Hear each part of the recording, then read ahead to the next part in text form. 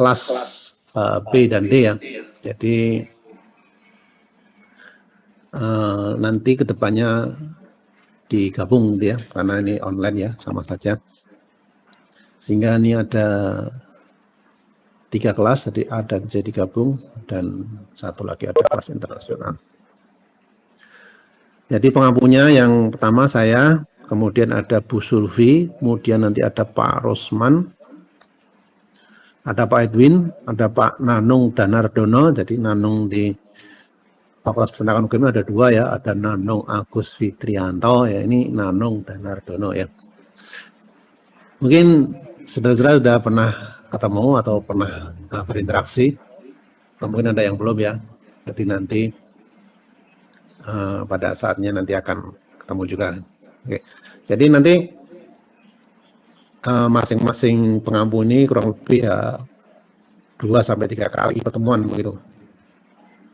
Untuk saya sebenarnya 3 kali karena kepotong yang kemarin libur sehingga 2 kali. Jadi sekarang yang pertama dan minggu depan, jadi saya 2 kali. Jadi saya kebetulan dari Laboratorium Fisiologi dan Reproduksi. Nanti saya akan lebih banyak berbicara yang kaitannya dengan fisiologi dan reproduksi. Kemudian ini Bapak atau Ibu atau Mbak, karena ini masih muda ya, ini nanti akan membahas topik-topik yang lain gitu ya. Jadi sebagaimana mata kuliah yang lain ya, ini ada apa?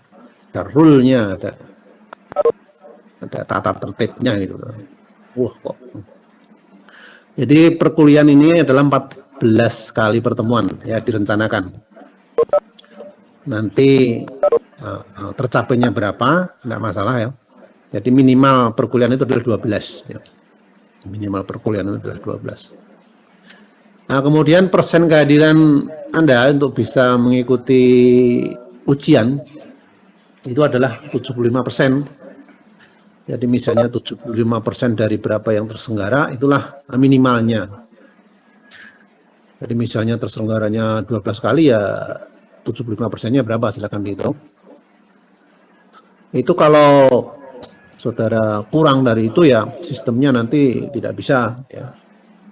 Jadi ada kalanya mahasiswa lolos gitu ya, ikut ujian padahal prestasinya kurang gitu. Nah, dapat A, nilainya tidak dikeluarkan karena tidak memenuhi persyaratan. Itu makanya sebelum ujian diperhatikan betul saudara presensinya kurang atau tidak ya. Jadi sebenarnya di era pandemi ini kan sebenarnya masalah presensi nggak begitu sulit ya. Jadi saudara bisa online di mana saja, kapan saja gitu ya. Tolong menyempatkan untuk mata kuliah yang lain juga begitu ya. Karena memang secara administratif kalau saudara enggak presensi, ya klik ya, enggak absen ya, orang bilang, saya belum absen ya. Enggak usah dipermasalahkan ya, enggak apa-apa ya bilang, belum absen ya. Absen kan ketidakhadiran, Mak. Nah ya saya belum ketidakhadiran ya, boleh-boleh saja. Itu harus dihitung 75% ya. Kalau sampai tidak ada, sebaiknya saudara menghubungi pengampu sebelumnya ya. Jadi jangan setelah ujian terus tahu-tahu kurang terus baru menghubungi ya. Kalau sebelumnya saudara-saudara menghubungi, mungkin nanti ada kebijakan ya, mungkin ya diberi tugas sebagai pengganti kuliah ataupun apa gitu. Oke gitu ya. Jadi masalah presensi saya kira nggak masalah. Kalau misalnya kebetulan ya saudara diberi anugerah sakit gitu misalnya, ya izin aja, izin misalnya sakit online saja nggak bisa, nanti izin. Jadi izin nanti kalau izin itu tidak diperhitungkan sebagai tidak masuk, jadi dia nggak masuk. Kemudian jam kuliahnya sama ya, seperti di jadwal ya. Nanti kalau diubah-ubah khawatirnya nabrak dengan perkuliahan yang lain. Jadi untuk mengubah jam kuliah itu sebenarnya tidak sederhana ya. Tuh. Tuh jamnya jam 9.15 ya mulainya. Kalau berakhirnya ya tergantung ya nanti. Kalau menurut survei itu maksimal 30 menit online itu ya. Tapi nanti ya tergantung ya. Kalau misalnya 10 menit sudah selesai ya 10 menit saja. Ya. Dan ini tidak usah dipakai sebagai patokan ya. Mungkin ada pengampu lain yang memang materinya banyak 2 jam penuh ya itu tidak masalah. Jadi memang ada dinamika di sini ya. Tapi alokasi jam kita adalah jam 9.15 sampai 10.50 ya, sampai 10.50 ya. Terus komponen penilaian yang digunakan sebagai dasar penilaian nanti ada UTS, ada UAS, ada tugas, ada praktikum ya. Ya. Ada tugas juga ya. Ya, kuliah itu juga tugas ya, datang kuliah. Kemudian saya harap saudara mengupdate info ya. Ini ada WA grup bagus ya. Jadi misalnya ada info-info yang penting bisa dibaca dari situ ya. Jadi WA grup sebaiknya untuk info-info yang penting aja yang berhubungan dengan perkuliahan sehingga kalau ada info-info tidak tertutup gitu ya. Jadi misalnya ucapan selamat ulang tahun itu ya enggak perlu dipasang di situ gitu ya. Itu nanti soalnya tutup ya ada info yang tutup nggak kebaca gitu ya. Kalau memang itu terjadi ada info yang penting ketutup, tolong salah satu merepost lagi ya di forward biar muncul lagi gitu ya. Tuh. Nah, sudah itu pendahuluannya. Mungkin ada yang ingin ditanyakan berkaitan dengan perkuliahan ini. Oh ya, jadi nanti kalau saudara-saudara punya permasalahan ya ataupun problem tentang perkuliahan ini ya, misalnya kok nilai saya tidak keluar, nanti silakan nanti berhubungan dengan saya juga boleh ya. Jadi bisa SMS atau WA ya, SMS zaman dulu ya. Walaupun sekarang SMS juga masih jalan SMS ya. Silakan disampaikan keluhannya, tidak apa-apa. Jadi saya akan bantu gitu ya. Jadi misalnya nilai saya kok belum keluar kenapa ya? Nah ini boleh, bisa boleh menghubungi pengampu yang lain juga boleh ya. Jadi tidak ada larangan untuk menghubungi. Silakan. Walaupun ya biasanya dosen-dosen kan ya macam-macam ya, orang juga macam-macam ya. Ada yang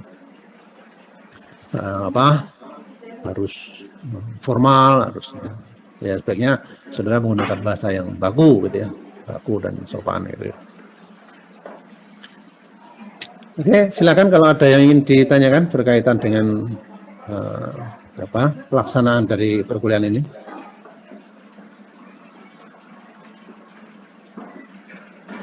Oke, kalau tidak ada saya lanjutkan ya sambil berjalan. Nanti kalau saudara ada yang ingin tanya silakan pakai mikrofon aja kalau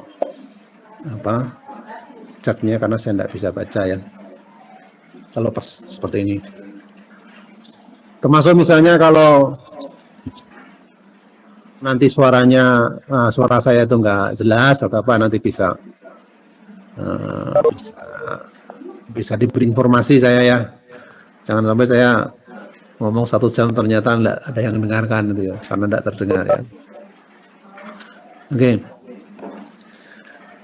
Oke, kalau enggak ada yang tanyakan, saya lanjutkan dengan pengertian ya. Jadi pengertian dari mata kuliah ini terutama adalah struktur detail dari ternak ya dan tumbuhan. Ini pengertiannya. Tapi kalau yang dalam hal ini yang kita pelajari adalah di ternak ya, ya.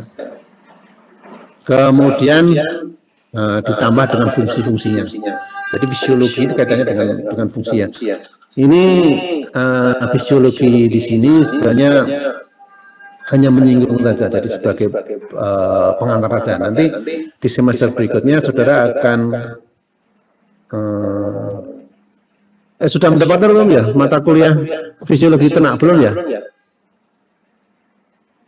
Belum Pak. Jadi nanti ada mata kuliah tersendiri fisiologi ternak ya. Itu akan mempelajari fisiologi secara lebih mendalam ya. Jadi dalam mata kuliah ini hanya kaitannya dengan pendahuluan ataupun pengantar. Jadi misalnya kita membicarakan suatu detail ya, kalau tidak membicarakan fungsinya kan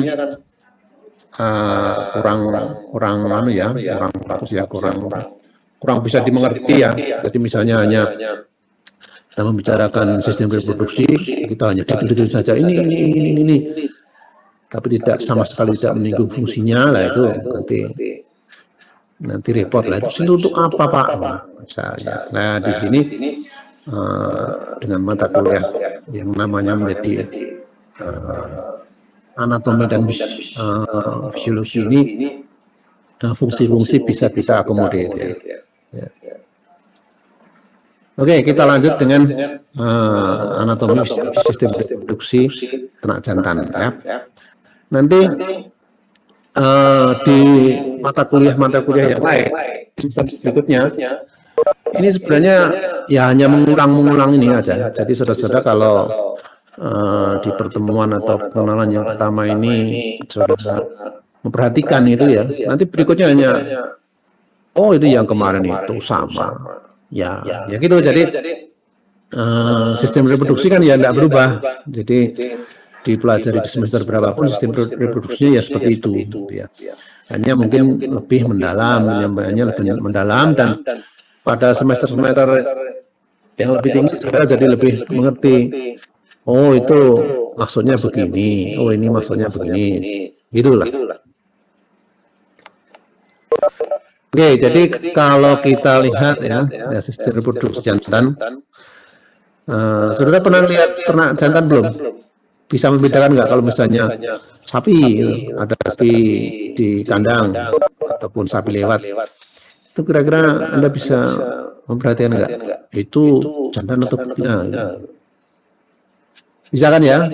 Ya, bisa.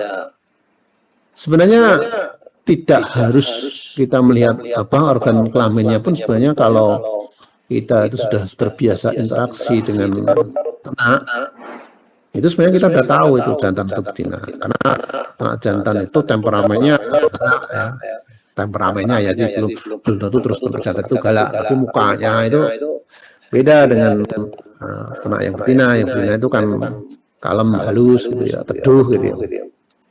Sama misalnya saudara punya peliharaan kucing ya, itu kan beda antara jantan dan betina ya. Kalau yang kucing jantan kan kelihatan garang gitu ya, walaupun mungkin juga tidak galak ya. Terus yang betina kan kelihatan cantik, lembut ya. Nah itulah, itu karena pengaruh hormonal ya. Jadi tidak bisa terus kita protes, nggak bisa. Jadi itu faktor hormonal ya. Jadi karena wanita itu ada hormon kewanitaan ya, estrogen yang membuat seperti itu, kulitnya halus, mukanya lembut. Nah itulah. Nah kalau jantan, hormonnya hormon jantan, hormon testosteron, itu hormon yang bikin maco gitu ya. Jadi memang berbeda gitu ya.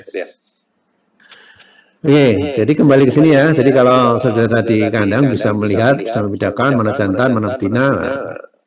Nah ini kita bicara lebih dekat lagi ya. Kita bicara lebih dekat lagi, kita lebih mempelajari anatominya ya.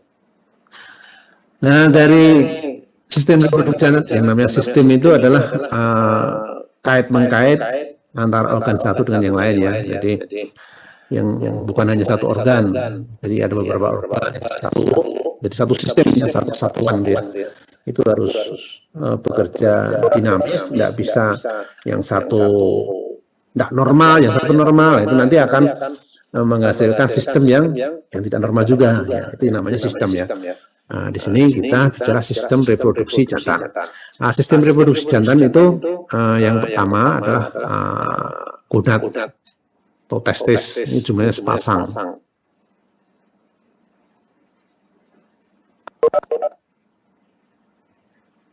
Ini organ reproduksi yang utama, yang paling penting ya. Jadi walaupun semua itu harus ada, harus normal, tapi kalau kita breakdown dan kita dipaksa untuk menjawab mana yang paling penting ya, yang paling penting ini testis ya. Testis jumlahnya sepasang, kiri dan kanan ya. Kemudian selain itu ada juga saluran kelamin. Ya, ini nama-namanya. Jadi yang masih belum familiar dengan nama ini, direproduksi itu hanya ini aja. Jadi kalau ada yang bilang apalanya banyak, enggak ya, cuma ini aja. Dan ini enggak dihafalkan ini. Kalau misalnya saudara baca 2-3 kali aja sudah dengan sendirinya nanti hafal dia. Kemudian selain saluran ada kelenjar-kelenjar tambahan. Nanti kita lihat gambarnya biar lebih jelas ya. Kelenjar kelamin tambahan ya, atau glandula aksesoria. Ya. Namanya aja tambahan, jadi sebagai tambahan. Kemudian selanjutnya ada alat kelamin luar. Ya. Luar itu ya di bagian luar tubuh. Ya. Dia terletak di luar tubuh, yaitu penis dan pelindungnya. Yang kalau pada sapi ada pelindung penis itu yang bisa menyembunyikan penis supaya tidak terluka ya kalau misalnya berjalan di semak-semak. Nah ini gambarnya kalau seperti ini. Kalau ada sapi jantan kita potret dari samping ya, ini samping kirinya dia. Terus misalnya organ reproduksinya itu transparan ya, tubuhnya itu transparan, organ reproduksinya kelihatan dari luar ya, seperti ini gambarannya. Jadi di sini ya tadi ya, yang organ reproduksi primer tadi, testis ya. Testis itu ini ya, testis ini. Kemudian ini epididymis, itu salurannya. Ini. Terus naik menjadi ductus deferens, saluran sperma ya. Jadi di reproduksi itu nama-nama itu satu organ itu bisa memiliki 3 nama atau bahkan ada yang lebih ya. Jadi saudara tidak usah bingung ya. Ada ductus deferens, ada saluran sperma, macam-macam. Nanti saudara akan menemui itu. Jadi tidak usah bingung ya. Milih salah satu boleh. Ya. Ini naik ductus deferens. Nah, terus nanti sini ada organ kelamin tambahan tadi ya, glandula aksesoria tadi ya. Di sini ada tambahan, ada seminal vesicle. Nah, seminal vesicle itu disebut juga kelenjar vesicularis. Ya, kelenjar vesicularis nama-nama lain. Ini merupakan kelenjar tambahan ya. Glandula aksesoria tadi. Kemudian ada kelenjar tambahan lagi, prostata, ya, kelenjar prostata atau prostat gland. Kemudian ada kelenjar tambahan lagi yang namanya uretralis ya, atau bulbo uretral.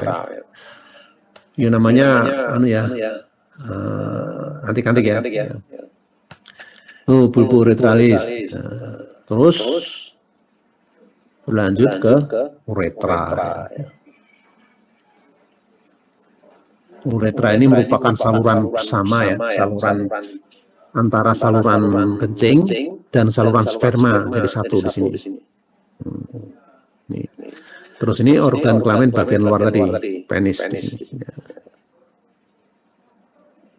Ini gambaran sekilasnya jelas seperti itu. Ini sama ya, dilihat dari sisi yang lain. Di sini. Terus ini di sapi itu ada bentukan S ini, namanya flexura sigmoidia. Ya. Ini berfungsi sebenarnya untuk menyimpan penisnya ini, karena penis pada sapi itu kan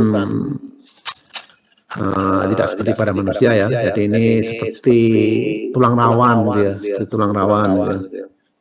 Ini kalau tidak disimpan masuk ke dalam gini ya di luar begini nanti bisa kalau berjalan di rumput-rumput atau semak-semak seperti yang saya sampaikan tadi, nanti bisa terluka ya, karena tidak terlindung oleh ini ya, kulitnya ini, prepusium pelindung testisnya ini.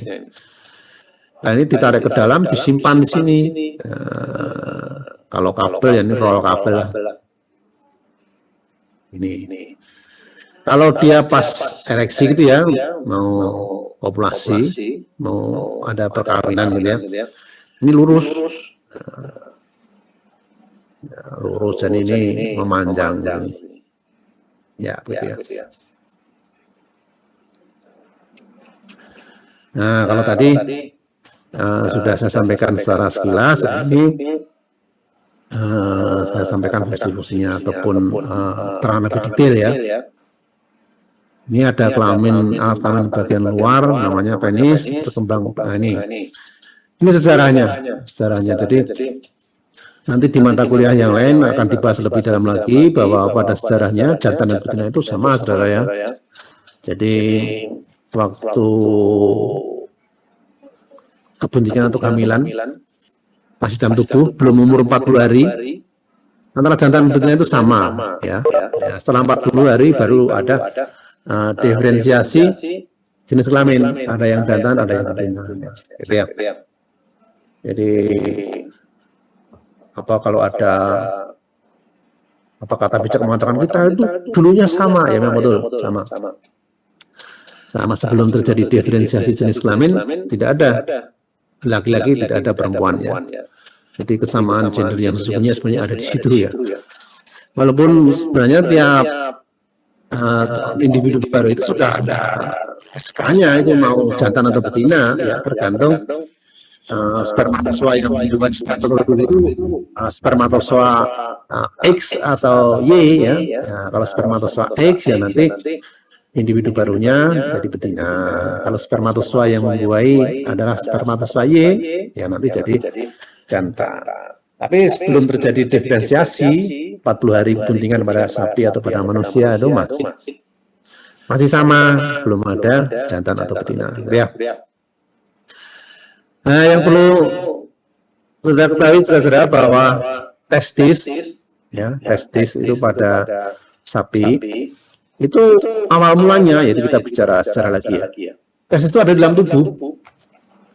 Jadi tidak gandul-gandul seperti kalau saudara melihat sapi lewat itu ya. Atau saudara-saudara ya. Itu masih di dalam tubuh, di dalam perut ya. Nah, terus setelah itu baru turun ya. Turun ke tempat semestinya, yaitu di skrotum ataupun kantong testis itu. Ya, turunnya itu disebut descensus testiculorum, istilah ya, descensus testiculorum. Ya, ini turunnya testis ke rongga skrotum. Ya. Terjadinya kapan? Kalau pada sapi terjadi pada selesai pertengahan kehidupan intrauterin, yaitu di saat masih di dalam kandungan ya. Jadi pada pertengahan kebuntingan ya. Kalau kuda itu sesaat atau sebelum dilahirkan ataupun sesaat setelah lahir. Jadi ada kuda itu yang begitu dilahirkan, belum ada testisnya ini. Nah, tahu-tahu sebentar lagi, wadah gini kok, temannya bilang, siapa bilang nggak ada? Ya, tadi nggak ada. Ya memang turunnya baru saja gitu ya. Jadi tidak usah diperdebatkan, itu turunnya memang baru saja. Jadi orang yang pertama tadi bilang betul tuh. Kok ini nggak ada testisnya? Yang datang berikutnya ada. Oke, jadi kuda itu turunnya testis sesaat sebelum atau sudah dilahirkan. Nah, kalau manusia juga sebelum dilahirkan, jadi lahir sudah turun testisnya. Jadi kalau misalnya saudara-saudara punya adik ataupun tunggu saudara sendiri ya, testisnya nggak turun, ya itu berarti ada permasalahan ya, tesnya nggak turun. Jadi harus ditunggu itu. Kalau sampai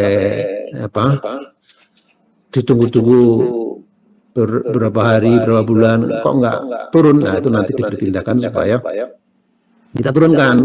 Kalau testis tidak turun di skrotum, itu nanti tidak berfungsi, jadi testisnya tidak fungsional gitu ya.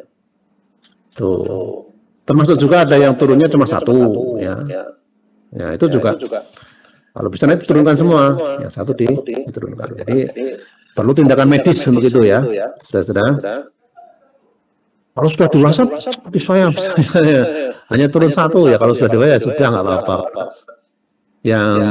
Yang belum turun tadi itu sudah atrofi, mungkin sudah tidak ada mungkin ya.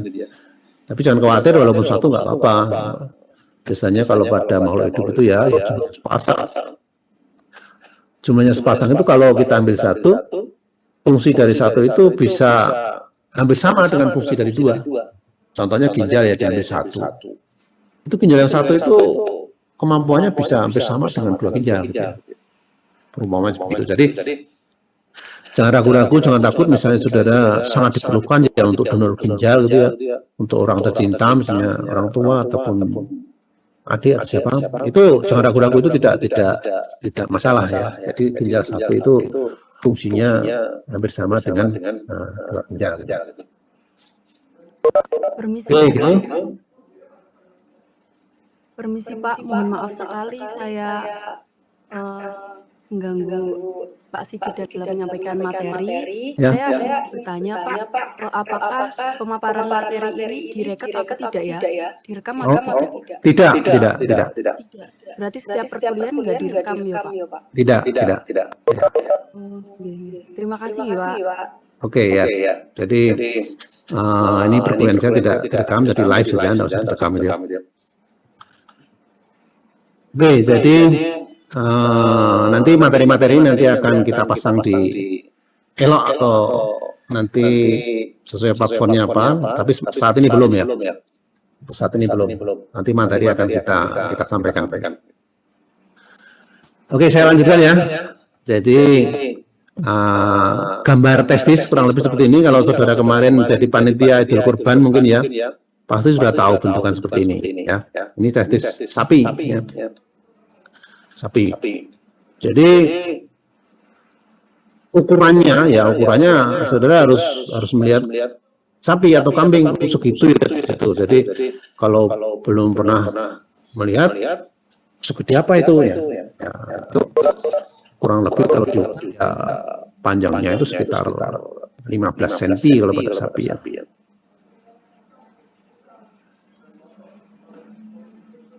Oke. Jadi testis itu disebut tadi organ reproduksi primer yang sangat penting tadi itu karena dia menghasilkan spermatozoa ya. Menghasilkan spermatozoa.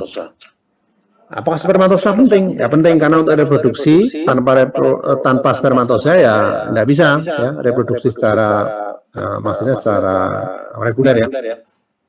Kalau misalnya ada kuning dan sebagainya itu nanti dibicarakan ke mata kuliah yang lain ya. Itu ini memang bisa ya. Memang bisa reproduksi tanpa spermatozoa, memang bisa, tapi itu permasalahan lain. Jadi ini reproduksi secara umum itu harus dengan spermatozoa ya. Harus dengan spermatozoa. Jadi karena testis itu menghasilkan spermatozoa, maka mau tidak mau ya testis itu harus ada ya. Harus ada. Bentuknya seperti ini ya kalau dituliskan ya, bulat panjang, terus jumlahnya 2 ya, jangan lupa ya, 2 itu gandeng begini ya. Ini kalau di rumah makan ini dimasak juga enak ya. Oh. Ini pembungkus testis ini ya. Jadi testisnya ada di skrotum. Ini namanya macam-macam. Jadi ini ada membran serosa melapisi testis. Kemudian ada lapisan viscera. Jadi ini kalau misalnya saudara pernah mengamati gitu ya, mau masak ataupun mau mempersiapkan untuk dimasak, itu testis itu ada lapisan-lapisan itu ya. Nah, lapisan-lapisan itu disebut namanya yang bagus-bagus itu ada tunica vaginalis. Itu. Ini gambarannya kurang lebih seperti ini. Dan kembali kalau masak ya. Kalau testis ini jangan terus diiris-iris, karena kalau diiris-iris hampir nggak bisa, karena dia dalamnya nanti seperti cairan aja, harus dimasak dulu ini ya. Dimasak dulu baru diiris-iris. Ada juga tunica albuginia. Ini lapisan ya, tunica namanya. Ini di bawah tunica vaginalis tadi ya. Ini kita lihat di samping ya. Jadi di dalamnya testis ini berupa lobus itu ruangan. Berupa lobus seperti ini ya. Terus ini isinya itu apa? Isinya itu sebenarnya hanya seperti benang yang panjang gitu ya. benang yang panjang terus dijadikan satu gitu, benang ruwet gitu ya, terus masuk dalam satu ruangan. Nah, benang ini kalau diurai ya, misalnya bisa ya diurai gitu ya. Ini pada sapi itu panjangnya bisa 4,5 kilometer, saudara-saudara. Nah, panjang banget toh. Nah, panjang ini. Ya, jadi 4,5 kilo itu bisa saudara bayangkan kalau jalan itu sudah capek itu. Sudah hampir 1 jam itu kalau jalan kaki. Kemudian ada tubulus seminiferus. Ya, tubulus seminiferus. Ini panjangnya tidak 4,5 kilo. Oh, yang tadi ya betul. Jadi tubulus seminiferus yang saya ceritakan tadi panjangnya bisa mencapai 4,5 kilo. Ini yang berliku-liku seperti benang tadi. Ini. Kenapa kok panjang? Karena memang spermatozoa itu diproduksi itu di dalam saluran itu. Jadi ibarat selang ya, saudara bisa membayangkan selang ya. Spermatozoa itu diproduksi di dinding dalam selang itu. Wah, sepanjang selang. Ya. Tuh, nah, makanya semakin panjang semakin banyak produsennya kan, semakin banyak yang memproduksi. Jadi untuk memproduksi spermatozoa ini butuh waktu lama ya, saudara. Butuh waktu sekitar 54 hari ya. Butuh waktu 54 hari. Jadi misalnya spermatozoa itu sekarang dibuat, itu jadinya masih 54 hari yang akan datang. Kalau ada yang tanya, loh berarti perkawinan itu ya paling cepat 54 hari sekali Pak, supaya bisa menghasilkan pembuahan yang baik. Bukan begitu ya. Walaupun spermatozoa itu jadinya itu 54 hari, tapi kan diproduksi terus. Ya jadi tiap hari ada dong ya. Cuman spermatozoa hari ini hasil produksi 54 hari yang lalu, ya kan. Terus besok pagi juga ada juga hasil produksi 54 hari yang lalu juga. Seperti itu. Makanya ini juga harus hati-hati, misalnya pemberian obat ataupun treatment penelitian ya untuk kualitas spermatozoa yang dihasilkan oleh individu atau pasangan, itu juga harus memperhitungkan 54 hari tadi ya. Memperhitungkan 54 hari. Jadi efeknya itu paling cepat ya 54 hari baru akan terasa. 54 hari yang akan datang itu adalah sperma yang diproduksi dengan obat ataupun tambahan penelitian yang kita lakukan tadi ya. Kalau sebelum itu ya belum merupakan hasil treatment kita atau perlakuan kita. Itu ya. Nah, kemudian skrotum ya, skrotum atau pembungkus testis ya, pembungkus testis tadi ya. Pembungkus testis. Itu skrotum itu juga ada fungsinya besar itu fungsi skrotum itu. Jadi fungsi skrotum itu bukan hanya sekedar untuk wadah dari testis bukan, tapi skrotum itu adalah untuk mengatur suhu di dalam testis ya. Jadi spermatozoa itu merupakan hasil dari produk yang antik, saudara-saudara. Di proses spermatogenesis ataupun proses pembentukan spermatozoa itu memerlukan persyaratan itu suhu testis itu harus berada 4 derajat, sekitar 4 derajat, 4 sampai 6 derajat di bawah suhu tubuh. Ya, kalau syarat itu tidak terpenuhi, tidak terjadi spermatogenesis. Ya. Jadi misalnya suhu tubuh normal kan 37 derajat kan Celcius, ya berarti suhu di testis itu harus 33 atau 32 gitu. Kalau tanpa suhu seperti itu tidak akan terjadi spermatogenesis atau pembentukan spermatozoa dengan baik ya. Itu kok bisa begitu Pak? Itu memang kalau dibahas panjang, tapi saudara juga tahu aja bahwa itu memang persyaratannya begitu ya. Sehingga skrotum ini turut andil dalam mengatur suhu itu ya. Turut andil, jadi tergantung suhu ruangan juga, suhu lingkungan Jadi kadang-kadang si skrotum itu mengkeret gitu ya, itu berfungsi untuk mendekatkan testis ke arah tubuh biar suhunya meningkat. Itu bisa terjadi kalau cuaca di luar dingin ya. Terus kalau cuaca di luar panas itu bisa melonggar. Itu fungsi dari skrotum. Jadi mengkerut dan melonggar tadi berfungsi untuk mengatur suhu testis. Kalau nggak percaya, tanyakan pada teman-teman saudara yang coba itu. Itu ya, jadi itu mekanisme pengaturan suhu. Selain itu ada juga yang mengatur regulatornya itu. Ada musculus itu otot ya.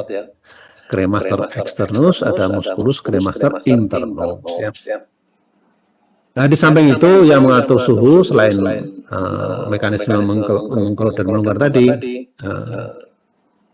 pembuluh darah. Nah, pembuluh darah itu juga di situ banyak anyaman pembuluh darah. Itu yang membuat suhu testis berbeda ya dengan suhu tubuh. Jadi kalau kita teliti ya ternyata di masing-masing ruas dari pembuluh darah itu mempunyai suhu yang berbeda. Jadi makin jauh dari tubuh makin dingin. Nah, setelah keluar dari testis tadi kan epididymis ya. Epididymis itu saluran yang lebih besar ya. Saluran yang lebih besar. Jadi tadi yang saluran yang panjang yang kecil tadi nanti muaranya kan bersatu gitu ya dari percabangan itu untuk saluran yang lebih panjang epididymis ya. Nah, epididymis ini dibagi tiga section, ada bagian atas namanya kepala, kemudian yang bagian tengah atau badan korpus, dan bagian ekor atau kauda ya. Nah, ini nama-nama ini yang mungkin sudah belum familiar, tapi nanti kalau ada ada pembahasan ataupun pembicara yang bilang seperti ini ataupun mungkin membaca tulisan, itu pernah dengar paling enggak ya. Oke. Kemudian yang bagian atas yang melingkupi testis itu kaput ya, kaput epididymis. Kalau tadi yang saya ceritakan tadi panjangnya 4,5 kilo, kalau yang ductus epididymis ini kalau dibentang itu 36 meter ya, termasuk panjang juga tapi tidak sepanjang yang tadi.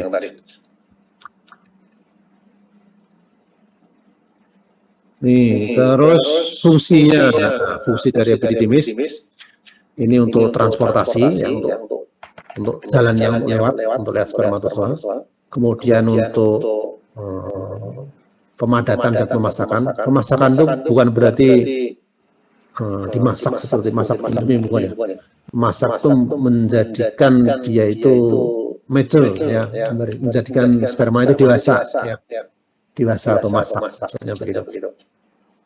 Jadi tempat pendewasaan sperma gitu ya. Sperma yang dimaksud dia spermatozoa ya, saudara. Jadi saudara tahu nggak perbedaannya sperma dan spermatozoa? Kalau spermatozoa itu adalah sel spermanya itu aja. Kalau sperma itu keseluruhan cairan itu ya, keseluruhan cairan. Jadi kalau kita ibaratkan sebagai minuman dawet ya, pernah minum dawet semua kan ya? Cendolnya itu spermatozoa, terus satu gelas keseluruhan itu namanya sperma. Ya. Tapi terus jangan membayangkan ya kalau minum dawet terusnya biasanya positif. Ini positif ya. Itu untuk mempermudah aja. Makanya kalau cendolnya banyak penuh ya, itu kuahnya sedikit, airnya sedikit, itu konsentrasi spermanya tinggi sekali, itu bagus ya. Tapi kalau cendolnya itu cari-nyari aja sulit, nah itu konsentrasi spermanya sedikit, itu jelek ya. Itu tapi kalau kita bicara mungkin di forum atau apa gitu ya, itu biasanya refleks. Jadi kita harus bisa membedakan itu maksud pembicara itu spermatozoa atau sperma itu ya kita sendiri yang membedakan. Misalnya di sini saya bilang ya tempat pemadatan sperma, nah, itu artinya sperma atau spermatozoa ya. Nah itu kita interpretasikan sendiri gitu ya. Misalnya gerakan spermanya cepat, tidak ada gerakan sperma, gerakannya spermatozoa ya, gitu ya. Terus tempat penimbunan sperma ya, jadi spermatozoa itu disimpan ya, deponya itu ya di saluran ini, jadi tidak ada misalnya seperti kandung kencing ya, kandung kencing tahu kan saudara ya, kandung kemih itu kan berupa kantong gitu ya, kantong. Kalau saudara-saudara lihat tidak ada kantong spermatozoa, kantong sperma nggak ada ya, karena sperma itu hanya tanda petik ya, hanya disimpan di selangnya itu aja, di selang yang kalau di sini panjangnya 54 meter ini, ya di situ. Jadi begitu terjadi ejakulasi ya, pengeluaran sperma, ya dikeluarkan dari situ, dari selang itu. Maka dari itu biasanya kan perkawinan itu kan diatur ya, jadi tidak terus sehari 3 kali untuk ngawini betina, ini nggak bagus. Yang paling ideal itu adalah seminggu 2 kali, itu seperti yang dilakukan di balai inseminasi buatan atau produsen semen beku itu pejantannya ditampung seminggu 2 kali ya, seminggu 2 kali biasanya tiap Senin dan Kamis gitu. Terus ada berikutnya fast different ya. Ini saluran sperma lanjutannya tadi ya, lanjutan epididymis tadi, saluran yang naik tadi ya, fast different ya. Terus sampai uretra. Diameter luar itu sekitar 2 mili. Kalau ini sudah bisa terlihat dari mata ini, sudah bisa lihat dari mata ini. Naik masuk ke perut ya. Ini terus nanti bermuara di saluran bersama urin tadi ya, disebut uretra ya, gitu ya. Nah di sini, ini akan ketemu di sini. Berarti salurannya itu apakah tidak kotor Pak kalau misalnya kena urinnya? Itu pertanyaan bagus kalau misalnya saudara punya pertanyaan seperti itu. Betul, jadi untuk mengatasi itu ada kelenjar tambahan yang dari bulbu uretralis tadi, itu mengeluarkan cairan ya, sebelum terjadi ejakulasi, cairan itu akan menetralkan urin, nah, jadi membersihkan urin, sehingga urin nanti tidak akan mematikan spermatozoa. Itu mekanismenya sudah bagus seperti itu ya. Kalau misalnya nanti tidak jadi terjadi ejakulasi, ya enggak apa-apa, ya enggak terus protes, udah susah dinetralkan kok, ternyata enggak. Itu ya mekanismenya seperti itu. Terus ada kelenjar vesikularis ya. Kelenjar vesikularis itu kelenjar yang menghasilkan cairan ya, cairannya cairan tambahan. Nah inilah yang membuat volume sperma lebih banyak ya. Jadi kalau tadi dawet tadi cendolnya, ini cairannya diproduksi dari sini salah satunya. Ada kelenjar vesikularis ini porsinya cukup banyak ya, persentase cairan vesikularis ini di dalam sperma ya. Kemudian ada kelenjar prostata, ini juga menambah cairan ya, Jadi cairan tadi fungsinya bagi spermatozoa itu adalah untuk gampangannya sebagai bahan makanan juga bagi dia ya. Jadi saudara bayangkan kalau dawet itu nggak ada airnya ya, cendol doang, wah kering dong, cepat sekali mati dia spermatozoa. Ya, kelenjar prostata masih sebagai kelenjar tambahan. Ini kelenjar tambahan berikutnya adalah kelenjar bulbu uretralis. Ya, ini kalau bentuknya pada sapi, ini sebesar buah kemiri ya. Pernah lihat buah kemiri nggak? Yang cewek-cewek mesti tahu ya buah kemiri seperti apa. Nah itu kelenjar bulbu uretralis kurang lebih sebesar itu ya. Tuh. Nah, terus berikutnya alat kelamin bagian luar, penis ya. Ini penis itu pada sapi itu yang disebut penis itu adalah mulai dari rupes tadi udah disebut penis tadi. Jadi kalau kita misalnya ada kesempatan praktikum itu ya, coba diukur panjang penis sapi ini.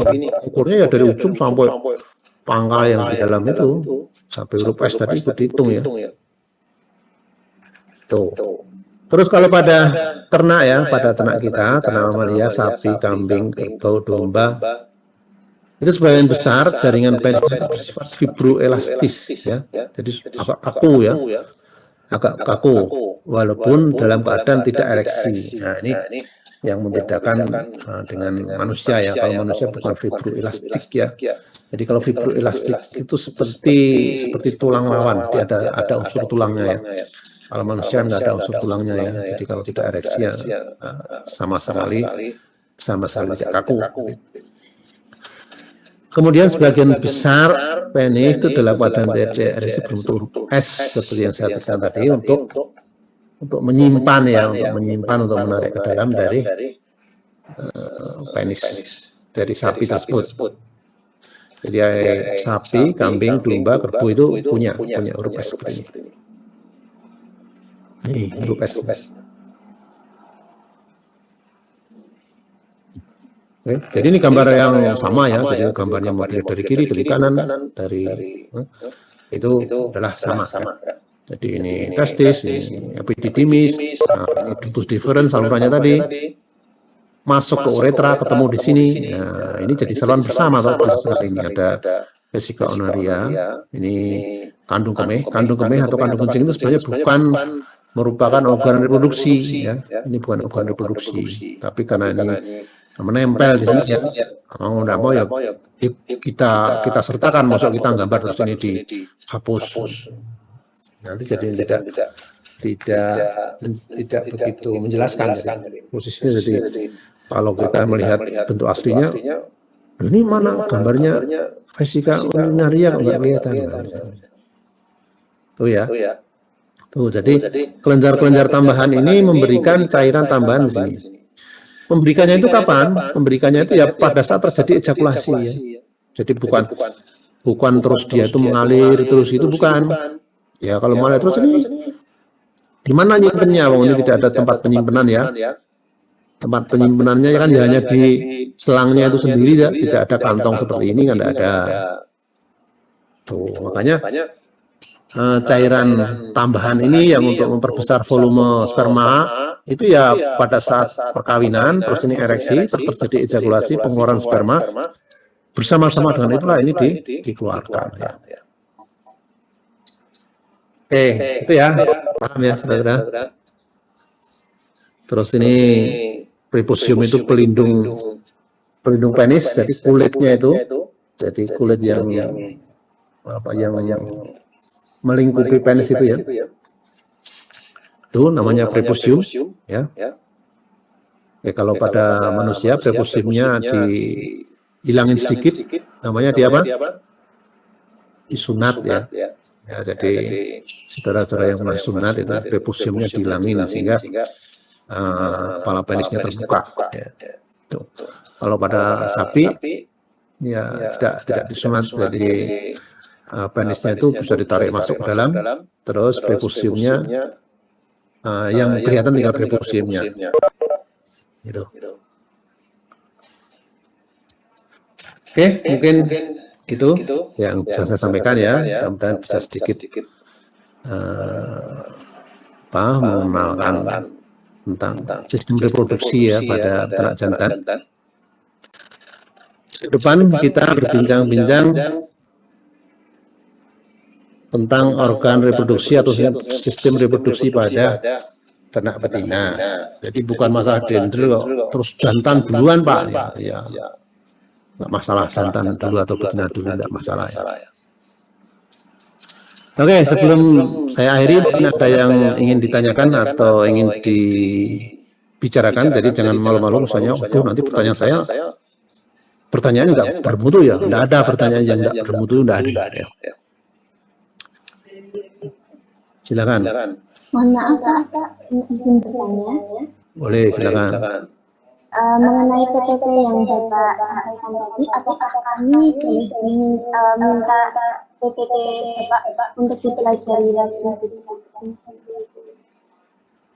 Oke, bergabungnya sudah awal atau baru saja? Mbak siapa nih? Mbak Di Dia. awal, sudah dari awal. Seperti sudah saya sampaikan, jadi bahan-bahan nanti akan kita upload ya. Semua bahan nanti akan kita upload di medianya, nanti baru kita siapkan. Mungkin nanti di Elok atau Simaster ya. Tapi sekarang memang belum. Jadi jangan khawatir, nanti bahan-bahannya ada semua. Ya. Ya Pak, terima kasih. Ya, jadi sebelum ujian nanti sudah ada ya. Walaupun sebenarnya saudara juga bisa belajar dari media-media yang lain. Sekarang itu kan sangat mudah ya untuk mendapatkan bahan-bahan itu. Oke, silakan. Maaf Pak, izin bertanya Pak. Boleh, siapa nih Mas, siapa nih? Saya Yunanto Patrianggoro Pak. Oh ya. Di awal kita sempat dibahas tentang yang waktu turunnya testis itu ke skrotum. Ya. Saya mau nanya Pak, pernah nggak Pak ditemuin kasus gagal turunnya testis ke skrotum di hewan ternak? Makasih. Oke, ya pertanyaannya bagus ya. Jadi kejadian testis tidak turun ya, itu ada ya, kejadian itu ada yang tidak turun satu, ada yang tidak turun dua-duanya ya. Kalau pada manusia juga ada, kadang tidak turun satu, kadang tidak turun dua juga ada. Kalau orang zaman dulu tidak turun satu, testisnya cuma satu, itu udah tidak begitu dipikirkan ya kalau orang zaman dulu. Tapi kalau saudara menemui seperti itu, sebaiknya dibawa ke dokter ya. Kalau masih usianya masih balita ya, kalau usianya sudah dewasa seperti saudara, enggak usah ya. Enggak apa-apa, jangan khawatir ya, walaupun cuma satu enggak apa-apa ya, seperti yang sudah saya sampaikan tadi. Jadi di ternak itu kalau yang turun satu ya tetap normal ya, enggak apa-apa. Kalau yang enggak turun itu dua-duanya alias kosong ya, skrotumnya enggak ada isinya ya enggak bisa ya. Ya, jadi untuk bisa berfungsi dengan normal, testis itu harus ada di rongga skrotum untuk ternak mamalia ya. Kecuali unggas ya, satu-satunya jenis ternak yang testisnya ada di dalam itu adalah unggas ya. Ayam, burung dan sebagainya itu testisnya ada di dalam rongga tubuh. Jadi dia punya mekanisme sendiri ya di dalam tubuh itu, sehingga testisnya masih dapat menghasilkan spermatozoa dengan baik. Oke, begitu ya. Pak, Ada yang lain? terima kasih Pak. Ya, silakan. Ya, makasih kembali. Izin bertanya Pak, Ya. saya ada 3 pertanyaan. Yang Ya. pertama, apakah tempat keluarnya sperma dan urin itu sama? Terus yang kedua itu spermanya hanya keluar saat setelah kawin atau bagaimana ya? Saya penasaran. Terus yang ketiga tuh kapan sih sapi itu dinyatakan dewasa dan siap kawin seperti itu? Pasti Pak. Oke, baik, bagus. Pertanyaannya bagus sekali ya. Oke, jadi tempat keluarnya sperma ya. Jadi kita bicara sapi ya. Tempat